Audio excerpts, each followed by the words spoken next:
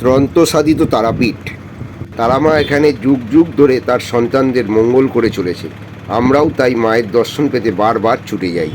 তাই এবারেও সাঁইথিয়ায় মাতা নন্দিকেশ্বরী মাকে দর্শন করে চলে এসেছিলাম তারাপীঠে। তবে এবারে মাকে দর্শন করে পুজো দিয়ে ওই দিন রাত্রির গাড়িতেই কলকাতা চলে এসেছিলাম। রামপুরহাট স্টেশন থেকে 40 টাকার অটো ভাড়া দিয়ে সরাসরি চলে আসুন মন্দিরের উদ্দেশ্যে তারামার কাছে। পথে পড়বে এরকম একটি সুন্দর সাজানো গোছানো গেট। দেখতে খুবই ভালো লাগবে এই গেটটিকে। আমি যেহেতু আজকে এখানে থাকবো না, তাই সরাসরি মন্দিরে গিয়ে প্রবেশ করলাম। এই হচ্ছে মন্দির চত্বর। তখন ঘড়িতে সময় বিকেল 4টে। মন্দির চত্বর বেশ ফাঁকাই ছিল, তাই আর বেশি দেরি না করে আমি সরাসরি পুজোর লাইনে চলে গেলাম। বেশ খানিকক্ষণ ধরে গিয়ে দাঁড়িয়ে মাকে দর্শন করে ভালোভাবে পুজো দিয়ে বেরিয়ে চলে এলাম। ওই যে ওই পেছনের সিঁড়িটা দিয়ে বেরিয়ে এসছি, এইটা মন্দিরের ব্যাক সাইড। ওই হচ্ছে মন্দির, আর পাশেই এইটা হচ্ছে নাট মন্দির, আর ঠিক নাট মন্দিরের অপোজিটেই রয়েছে বাবার মন্দির।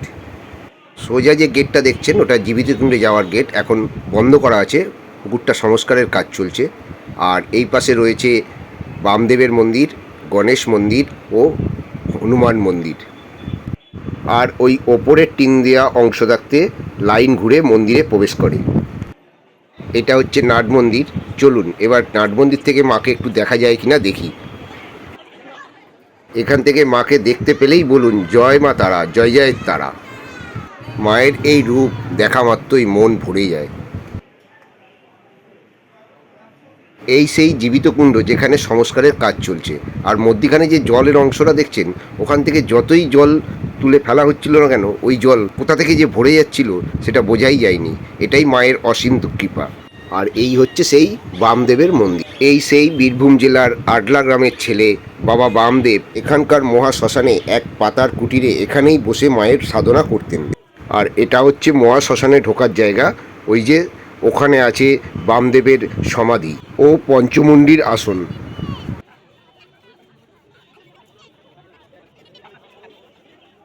এরপর আমি সন্ধেবেলায় চলে গেছিলাম তারাপীঠের ভারত সেবাশ্রম সংঘের মন্দিরে। ওই যে ওই দিকের রাস্তা ধরে মন্দিরের দিক থেকে মুন্ডমালিনী তলার দিকে আসবেন, এই দিকটা সোজা চলে গেছে মুন্ডমালিনী ঘাট। আর এই যে ভারত সেবাশ্রম সংঘের এই মন্দিরটি। চলুন মন্দিরের গেট দিয়ে প্রবেশ করা যাক। এটা হচ্ছে মন্দিরের প্রবেশদ্বার। এই মন্দিরের প্রবেশদ্বার দিয়ে ভেতরে ঢুকলেই চোখে পড়বে রাস্তার ওপরে এরকম সুন্দর করে আলপনা আঁকা আছে। এই আলপনা ধরে একটু এগোলেই মন্দিরটি দেখতে পাবেন। আর তার ঠিক পাশেই রয়েছে দেবাদিদেব মহাদেব। পাহাড়ের ওপরে বসে রয়েছেন এবং চারপাশ দিয়ে ঝর্ণার জল গড়িয়ে পড়ছে। কি অমায়িক দৃশ্যটাই না দেখতে লাগছিল। এটা মূল মন্দিরের ওপরের অংশ। ভেতরে রয়েছে ভারত সেবাশ্রম সংঘের প্রতিষ্ঠাতার মূর্তি। মন্দিরের ওপরতলা থেকে একটি সিঁড়ি নিচের দিকে নেমে গেছে মন্দিরের নিচে তলায়। এখানে অনেক দেবদেবীর মূর্তি দেখতে পাবেন। নিচে নেবে প্রথমেই চোখে পড়বে বিষ্ণুর বিভিন্ন সময় বিভিন্ন অবতারের রূপ। এখানে একে একে রয়েছে মৎস্য অবতার, কুর্ম অবতার, বরাহ অবতার, নরসিংহ অবতার, বামন অবতার, পরশুরাম অবতার, রাম অবতার, কৃষ্ণ অবতার ও বুদ্ধ অবতার, এবং সর্বশেষে রয়েছে কল্কি অবতার।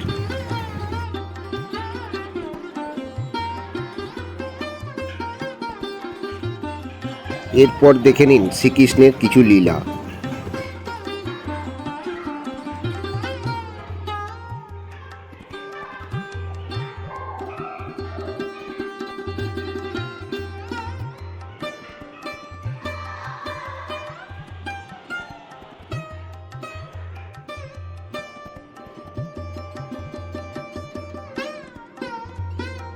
এরপর দেখে নিন রাধাকৃষ্ণের গোপীদের সঙ্গে রাসলীলার একটি সুন্দর মুহূর্ত।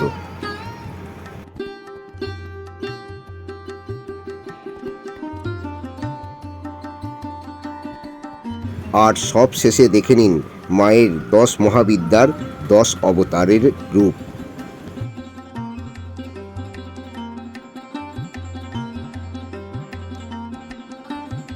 তারাপীঠ আসলে আপনারা সবাই এই মন্দিরটি দেখতে ভুলবেন না, কিন্তু খুবই ভালো লাগবে এই মন্দিরটি দর্শন করতে। এই সমস্ত কিছু দেখার পর আমি রাত্রিরের গৌড় এক্সপ্রেস ধরে কলকাতার উদ্দেশ্যে রওনা হয়েছিলাম। ভিডিওটি ভালো লাগলে একটি লাইক ও চ্যানেলটি সাবস্ক্রাইব করতে ভুলবেন না কিন্তু।